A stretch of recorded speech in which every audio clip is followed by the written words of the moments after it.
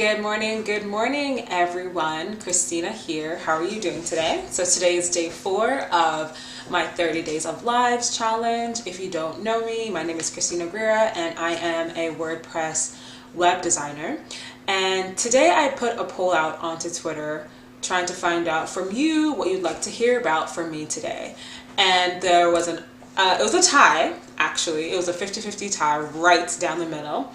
And I put 4 topics out, and the 2 topics that were tied were number 1, client horror stories, which is always something everyone wants to hear about from me, and the second thing, which was how to start a YouTube channel.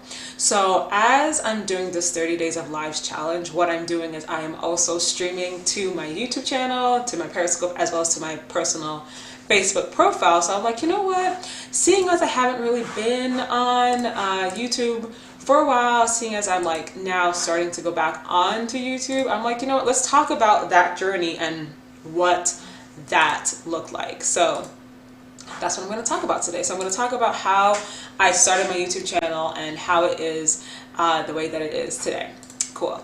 So I originally started my YouTube channel way back when, 8 years ago, in 2012. And the reason I started my YouTube channel was because I was undergoing my natural hair journey. So if you aren't familiar with the term natural hair, for most of society, black women were under pressure to wear their hair straight, to get their hair permed, or to wear extensions consistently to fit in or conform to society. So our natural hair was deemed as ugly, unprofessional, etc. So for most of my life, in fact for all of my life, I have had natural hair. I've never used a chemical straightener in my hair before. I've only worn my hair in its natural raw state as it grows from my scalp.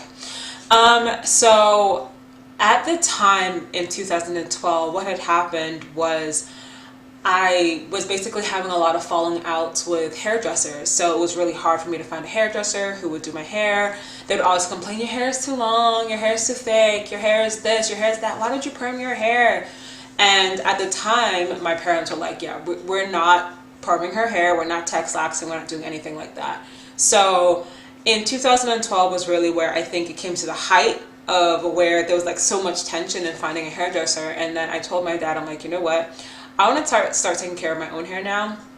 I don't want to go to a hairdresser. I don't want to pay someone to do my hair. I want to take care of my hair as it is, and that's what I want to do. So at the time, my dad was really impressing upon like me and my siblings, like, why don't y'all start a YouTube channel? Why don't you start a YouTube channel? And in case you didn't know, my dad is a pastor. So he was like, start a YouTube channel and like put praise and worship out online. And we're like, are you serious? Like, no one's doing that.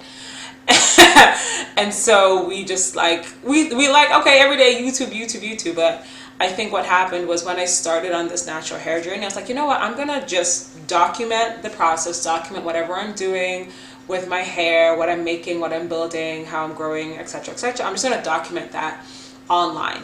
So that is when I started my YouTube channel. And when it came to come up with a name, I originally wanted to go with Naturally Nerdy, but someone already had that name, so I couldn't use it. So instead I came up with Naturally Nerdful. So back in the day, you needed to have, I think even today you still need it, but I created the Naturally Nerdy Gmail account so I could create the Naturally Nerdy YouTube, but someone already had the name Naturally Nerdy. So I wasn't able to get that YouTube name, but I was able to get Naturally Nerdful. So what I did was I forwarded all the like sign up emails from Naturally Nerdful to Naturally Nerdy. And that's how I started my YouTube channel. And in the description box or in the comment section, I actually have a link to my very first YouTube video, which I put out in, I think it was October 2012. So you can actually check out like what I looked like, what I was doing. The video wasn't long. I think it was like a minute long. And it was just me kind of saying exactly this. I'm like sharing my natural hair journey. So what ended up happening was over time, I started using YouTube to document everything that I was doing with my natural hair. So I would put recipes on there, I would share things like tutorials, and what I was doing at the same time is I was just also trying to live a cleaner, greener life. So I was like, you know, trying to like eat more healthy, trying to, you know, conserve, reduce, reuse, recycle, all of that stuff. So I talked about that on my YouTube channel. So what ended up happening was that was also at the time where natural hair was becoming more mainstream. So there was a community forming of people who were sharing also sharing their natural hair journey, the products they were using. And what made my channel a bit different from other people's channels was when I first started, I was like, I don't want to do any product reviews, because at that time I hated product reviews, and I really thought that they were forced.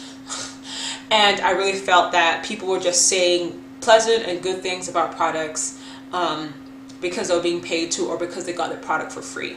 So for a very, very long period of time, I didn't have any partnerships. I didn't do any paid reviews or anything like that on my channel. But instead, what I was doing was I was actually making my own products and using those. And so I would make the product, film making it, show people how to make that, and then I'll put that onto YouTube. So from there, if you go through my YouTube channel, you'll see that I have so many DIY tutorials and like hair detangler and like black soap mixes and cocoa butter and all of this kind of stuff. And it was actually from those recipes that I started my business, Coco Vado.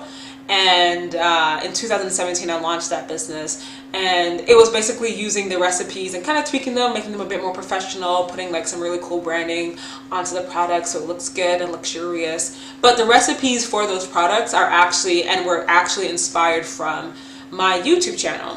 So if you fast forward a couple of years, you'll notice that there's a massive gap between the videos I'm doing now and the videos on my YouTube channel. Unfortunately, what happened was my family situation changed drastically. My parents got divorced, we moved out of our family home, and my living situation was just like all over the place. So if you notice, even through my videos, if you track, you'll see that there was a point in time when I was posting, I think 2 or 3 times per week, and then I would post like every couple of months, and then there's this like 7 to like 4 year gap. So during that period of time was a lot of like shuffling with my personal life, and so it made it super hard and difficult for me to film consistently or to film point blank, period. So I wasn't filming at all. So so what happened over time is that as more people were joining the natural hair movement, as YouTube drastically changed and shifted, I was noticing that my subscribers were growing, my views were growing. And then there was this one video that is still to this day doing like amazing numbers from my YouTube channel, and that's my DIY stain remover video. And the reason that particular video is doing so well is strictly because of the offsite SEO I did on that video. And it's funny because I think this was the only video where I actually did and performed SEO on. And I mean, go through my channel, you'll see that video has over like 1.5 million views right now because of, I'm going to say specifically it's because of offsite SEO that video is doing so well. It's not because of the on-site SEO, it's not because of the tags or the followers or whatever, it's because of the offsite SEO tactics that I used to optimize that video. But I think in 2015, even though I had been like on a break from YouTube, I was accepted into the YouTube Partner Program. And the partner program at that time, the restrictions were like, there were barely any. I think it was like just like I think from what I remember, you just had to apply and like you were in. And so both myself and my sister applied, we got accepted in. And I think that was when, I think it was around 2014 or 2015 that I got my very first sponsored product. And it was from, I don't know, if you were on YouTube if you've been on YouTube, like either as a user or as a vlogger for a very long period of time, you would have heard of this company called Moroccan Hair. So they were selling hair products, and they sent me a package. They came in the mail. They were like, hey, we want to send you some products, we'd like review and stuff like that. I'm like, cool, that sounds good. And I got my package, I think at like the second house we moved into. And I was gonna do a review, but like I never got around to do that. So y'all, I'm so sorry. If y'all want me to do a review, I'm gonna do it for you. Just you send me a package, I'm gonna do a review for you right now. Promise. So that was the very first sponsored package that I ever got from my YouTube channel with Moroccan Hair. And there was a period of time before like we applied to be part of the YouTube Partner Program. There were all these little like partnership things coming up. I don't know if you remember this one, but it was like beauty something or another. and like these other like kind of like brand partnership collaboration company thingies. There's so many of them, and that was at a time where you could actually message people on YouTube through like the YouTube Messenger thing, and I would get so many people trying to like be part of these like partnership groups and stuff like that. I wish I remembered what they were called, but there were so many of them at the time. And my goal was like, I don't want to really become a part of these things. I want to like be part of the YouTube partner program, and that's the only program I want to be with. So eventually I did get into the YouTube partner program, as I mentioned, and I have been making a consistent recurring passive income on a monthly basis from the YouTube videos that I posted maybe like more than 7 years ago. And I think that's the beauty really of recurring passive income. Even in those like 7 years when I wasn't posting anything on YouTube, I was only using YouTube as a consumer, I was still getting like a monthly residual income from the videos I had posted and created many years ago.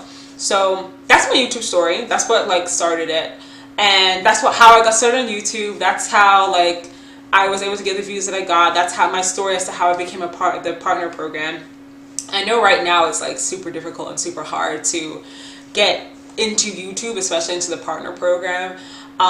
Because I have this channel, and because like I started my channel a long time ago and I was in the partner program a long time ago, I really don't have any, I would say, not relevant, any, what's the word I'm looking for? I don't have any current advice for people who are just starting like a brand new YouTube channel. I can only tell my story. That's the only story I know.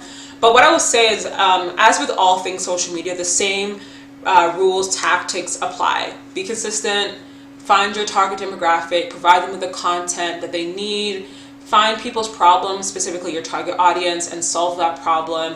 Provide good content, engage with your audience. All those things matter, I feel, even more on YouTube than any other platform, because YouTube is massive. Like it is insane how massive YouTube is. So you really need to like, if you're struggling posting like every day on Instagram, like I promise you, you're gonna find it really hard to post like weekly on YouTube, because with YouTube, the process is different. And I'll talk a little bit about my process back in the day. Like right now, the way I film is I have this like janky Logitech webcam. That's what I'm using to do my lives right now, but I'm gonna upgrade that soon. Don't you worry about that. Don't you worry about that. I'm gonna upgrade. But back in the day, I filmed on a Canon T3i. That was I don't even remember what lens I had or have. But that's what I filmed half of my videos on that. I would say like the last couple of videos that I did and published onto YouTube were filmed on a Canon T3i. And then like when I first started, I totally didn't remember the name of the camera I was using. I'll probably find it and probably put it in the description box. But I wasn't using anything like super fancy or super expensive. I was just using what I had, right? Like this webcam I have is what I found like in my electronics box, and that's what I'm using. It's all about coming authentically and being consistent with the way you show up. Like you have to show up, and you have to show up consistently. That's like the major key. Major key is to be consistent and to show up as your true self and come authentically. What I was using to edit my videos back in the day, I only used the free Microsoft Windows app called Movie Maker. Every single video that I made from 2012 to around like literally I'm gonna say 2018 was made on Windows Movie Maker. I did not start using like Premiere until last year. Like I barely know how to use Premiere, but that's what I use right now. But I only started using that last year, which goes to show that you really, truly, and honestly, like you shouldn't let things like equipment and software stand in your way. At that time, Windows Movie Maker, number one, was free. Number two, it wasn't the best, but it was something. And number three, like I still was clocking in a monthly income using a free software that wasn't the best or the greatest. So really don't use like software as an excuse. There are people out there right now who are part of the YouTube Partner Program and are filming their entire videos and editing them on iPhones. So you can totally do that. Yeah, last year I started using Premiere to edit my videos, but like for more than I would say all of my videos, except for the ones that are like new in the past year, they were all filmed on a Canon T3i and edited in Windows Movie Maker. So that's the software and the tools that I used. Nothing major, nothing like super expensive or anything like that. So here's how I made my stain remover video have so many views. And like I said, it's offsite SEO. And essentially what I did was I literally typed in the search term, I think it was DIY stain remover, into Google back in the day. And what I did was every single listing on the first page of Google, I left a meaningful comment with a link back to my YouTube video. So that was the main offsite tactic that I used to get traffic from those major blogs to my YouTube video. I didn't post it anywhere. I didn't have a blog at the time at all. Like my green beauty blog, chrisnaturally.com, I think I started that in 2017, and I didn't really post my YouTube videos from YouTube to that blog, so my blog really didn't help me at all. It was other people's blogs from around the internet that actually pushed a lot of the traffic. And what that helped me do is that helped me rank #1 on YouTube for DIY stain remover. My video was first. So that is how I got started on YouTube. That is how I edited my videos. That is how I filmed my videos.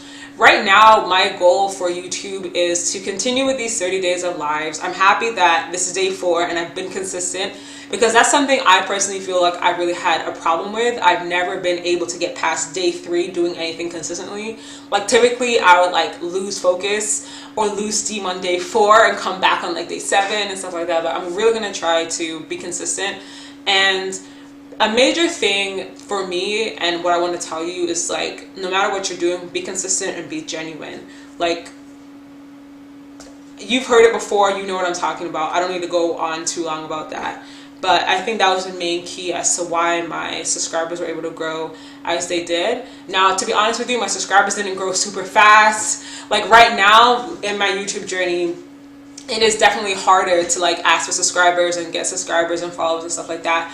But I think by being yourself, being genuine, being unique, and providing value in terms of making sure you're answering people's questions to their problems, you can definitely grow your YouTube channel or grow your Instagram following or grow your Facebook page, etc. So I hope you found value in learning a bit more about how I got started on YouTube. It's definitely not like, oh my gosh, I started YouTube 6 months ago and now I have 7,000 followers. It's definitely not like that. It's definitely been something that has been building up for over a decade now, but I hope you kind of know how I got started, why I stopped, what I'm doing now. If you found any value in this video, please do me a favor and subscribe to my channel. Like I said, I am doing a 30 days of lives challenge right now. If you're on Periscope, please send me those hearts. I can't see what y'all are saying right now, but I'm going to go back and answer all your questions, answer all your comments, like all your stuff, blah blah blah. So send me some hearts so I know I'm doing a good job for y'all. Please also tag anybody who you feel would benefit from learning about how to start a YouTube channel. Like I said, my story is not exactly like the most glamorous one, but it's my story and I'm sharing it here for you. And if you're on Facebook, please share this video with someone who you think would benefit from it, or tag a friend. At the very least, please like. Thank you so much for tuning in with me today. I appreciate your time. I appreciate the energy you took to spend some time out of your day with me during COVID-19. So I will see you tomorrow. I think I'm going to share about a client horror story. Not sure which one yet because there are many, but I think that's what I'll share tomorrow. So watch this space. Please subscribe. Please follow. Like, comment, share. You know the spiel already. Thank you for your time and have a wonderful Thursday. Bye for now.